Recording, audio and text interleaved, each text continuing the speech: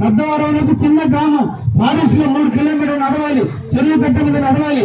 అయినప్పటికీ కూడా ధైర్యంగా ఫారెస్ట్ వాళ్ళు ఒప్పించగలను, ఫారెస్ట్ వాళ్ళు మెప్పించి మీకు తాడు రోడ్డు ఇవ్వగలను నమ్మకంతో ఈరోజు పిఎం చేసే కింద 4.5 కోట్ల రూపాయలు చెల్లించి పెద్దవారం దాకా ఈ రోజు రోడ్డు ఏర్పాటు చేశాం.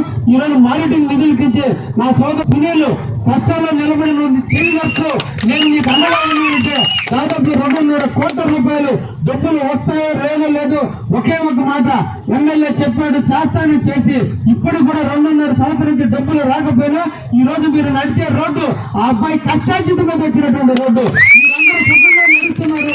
ఆ అబ్బాయి ఇంట్లో కూర్చొని ఏడుస్తున్నారు డబ్బులు, అందుకని అతను డబ్బులు ఇచ్చేదానికి కూడా నాంది పలకం. అంటే మన తెలుగుదేశం కార్యకర్తలు నిరంతరం కూడా డబ్బు చూడాలా, శారీరక సమస్య చూడాలా, ఒకటే అందరి లక్ష్యం ఒకటే, ఈ రాష్ట్ర అభివృద్ధి ప్రదాత శ్రీ నారా చంద్రబాబు గారి నాయకత్వం, భవిష్యత్తు నాయకుడు, రాబోయే కాలానికి ముఖ్యమంత్రి.